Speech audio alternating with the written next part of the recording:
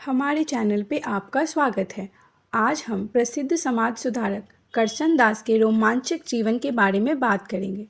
जुड़े रहिए हमारे साथ और जानिए उनकी यात्रा, योगदान एवं जीवन में आई विवादित पलों के बारे में।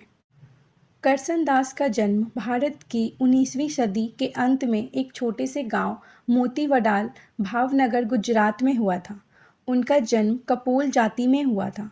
उस समय इंडिया ब्रिटिश इंडिया हुआ करती थी। 10 वर्ष की उम्र में उनकी माँ का देहांत हो गया। वो फिर बॉम्बे चले गए। युवा व्यक्ति के रूप में करशन दास ने प्राचीन शास्त्रों का अध्ययन किया और मानव समाज की जटिलताओं को समझने में अपना जीवन समर्पित किया।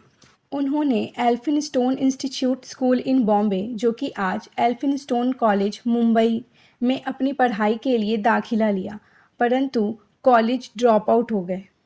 करशन दास के प्रयासों से समाज में सामाजिक बुराइयों को मिटाने के लिए जागरूकता बढ़ी। उन्हें धार्मिक कट्टरता को चुनौती देने और सामाजिक सुधारों को बढ़ावा देने के लिए भारतीय लूथर के रूप में जाना जाता था। उनके सुधारवादी विचारों के कारण उन्हें अपने समुदाय और परिवार से काफ़ी विरोध का सामना करना पड़ा। इस महान नेता की यात्रा में विवाद न हो, ऐसा असंभव है। करशन दास मुलजी ने कई सुधारवादी समाचार पत्र जैसे रफ्तार, गोचर, सत्य प्रकाश के संपादक के रूप में काम किया। उन्होंने महिलाओं के लिए स्त्री बोध नाम की मैगजीन भी शुरू की थी। उन्होंने विधवा पुनर्विवाह, महिला शिक्षा और विभिन्न सामाजिक प्रथाओं की आलोचना का समर्थन किया। उनका सबसे प्रमुख कार्य वल्लभाचार्यों की आलोचना करना था। 21 अक्टूबर 1860 को उन्होंने हिंदू नो असली धर्म अने अत्याचार ना पाखंडी मतों शीर्षक से एक लेख प्रकाशित किया, जिसमें उन्होंने वैष्णव आचार्यों की आलोचना की। इस लेख में उन्होंने धार्मिक नेताओं पर महिला भक्तों के साथ यौन दुराचार का आरोप लगाया और उन्होंने अनैतिक भी कहा। इस लेखक के प्रकाशन के बाद पुष्टि मार्ग वैष्णववाद के एक नेता जादूनाथ महाराज ने मुलजी पर धार्मिक नेताओं को बदनाम करने का आरोप लगाया। जादूनाथ जी ब्रिजर्तन जी महाराज वल्लभ संप्रदाय के प्रमुख धार्मिक नेता थे, जो कृष्ण के बाल रूप की पूजा करते थे। महाराज के रूप में वे अपने अनुयायियों के लिए नेता और भगवान के बीच मध्यस्थ माने जाते थे। उनका उनके अनुयायियों पर बहुत गहरा प्रभाव था। 14 मई 1861 को बॉम्बे सुप्रीम कोर्ट में जादूनाथ जी ने मुलजी और नाना भाई रुस्तमत जी रनीना के खिलाफ 50,000 रुपये का मुकदमा दायर किया। मुकदमा 25 जनवरी 1862 को शुरू हुआ और मुख्य न्यायाधीश मैथ्यू सॉसे और जोसेफ अर्नोल्ड की अध्यक्षता में सुप्रीम कोर्ट में चला।